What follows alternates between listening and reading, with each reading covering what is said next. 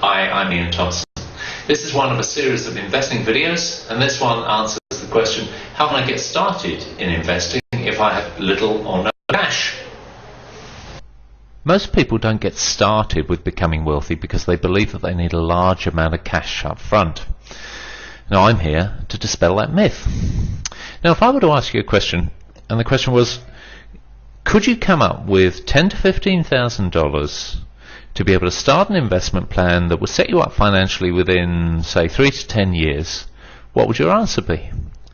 Would it be, yes, sure, I could come up with that cash? Or would it be, no, sorry Ian, I can't come up with anywhere near as much as that? Well, if you were absolutely serious about becoming wealthy, and serious about becoming financially free and wanting to set yourself up with a great lifestyle, and were truly committed to taking the actions that were necessary, then this video might be able to help you. Because the goal of this video is to show you 8 different ways where you might be able to get started with $10,000 to $15,000 to start investing, so that one day you might be earning money while you sleep to replace your current income. So let's go through those 8 ways. Step 1 on the path to start you on becoming a millionaire is to save. Now it might not be what you want to hear, but all great investors are great savers, and if you're not saving money now, then you're never ever going to become wealthy. So start saving right now. Ideally you should be saving 10% of your gross income, but if that's too much to start off with, then save whatever you can now and build up to it gradually over time. So it's really, really important, step 1. Start saving something this week before you start thinking about step 2.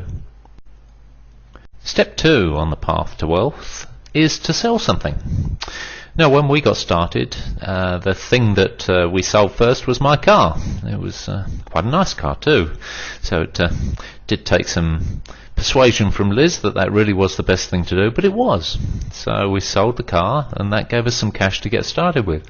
So what could you sell to get started with? Could you have a garage sale? Have you got a car that you could cope without, or a boat, or some furniture or something? So what could you sell that could give you some cash to actually get started with?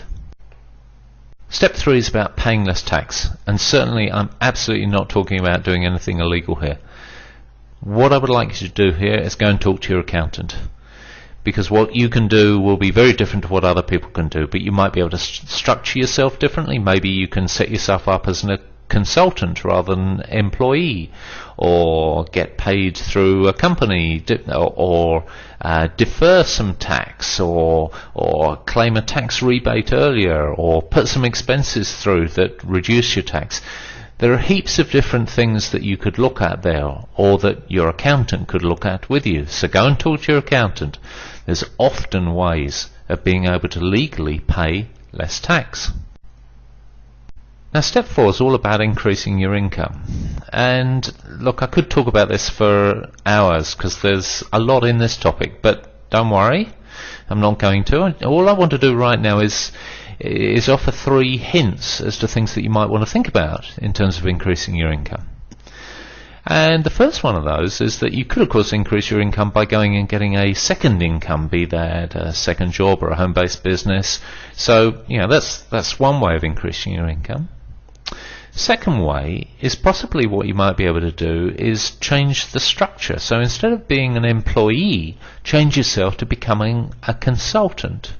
And by doing that, you may be able to earn more money for doing pretty much the same as what you do right now. And the third approach that you might be able to take is, within your current employment, is to look at ways that you can add value so you become more valuable to your employer. And there's a whole raft of different ideas or different things that you could do to be able to do that. But they're all around solving problems within your current company, or bringing products and services to market earlier, or being able to negotiate better. So there might be a number of different things that you could use to increase your value to your current employer. So there's just a hint of 3 different things that you could use to increase your income.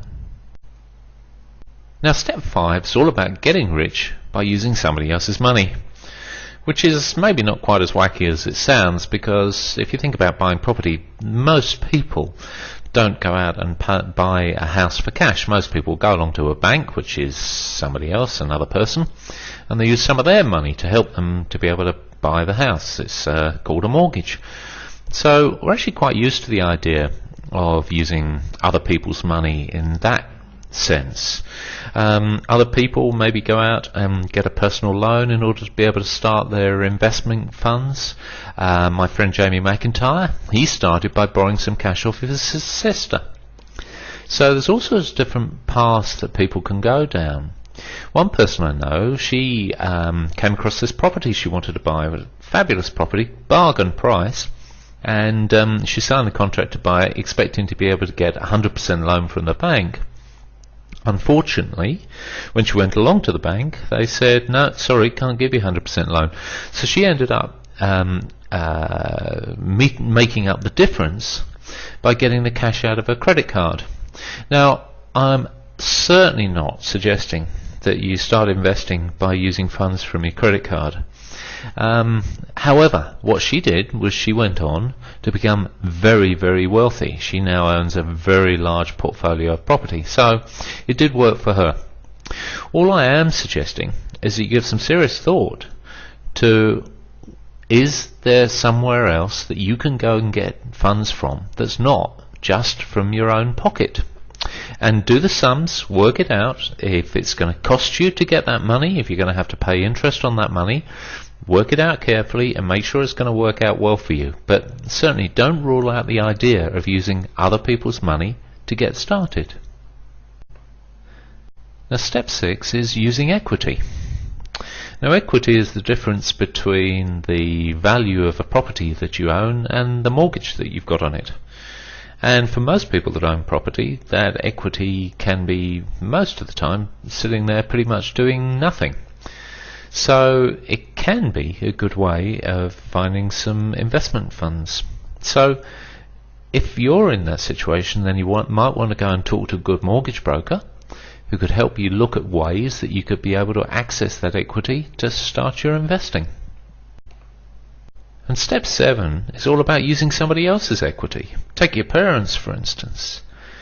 Do they want to see you doing well in life? Because if they do, then maybe they'd be thrilled to bits to be able to help you get started by letting you have access to some of the equity that they've got in their property to help you start off with an investment fund.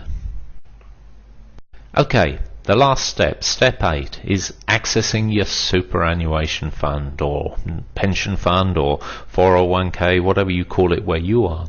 Basically it's your retirement fund, and for many people it's sitting there doing not an awful lot. And look, there are very strict rules and regulations about what you can and can't do with these funds, so it's really, really important to go and talk to your accountant. But there may be ways that you can access that fund and be able to use it to start an investment fund. So go and talk to your accountant. Maybe there's a way that will work for you that could get you started with investing right now. Okay, so in this video I covered 8 steps that you can use to get you started on the path to becoming wealthy.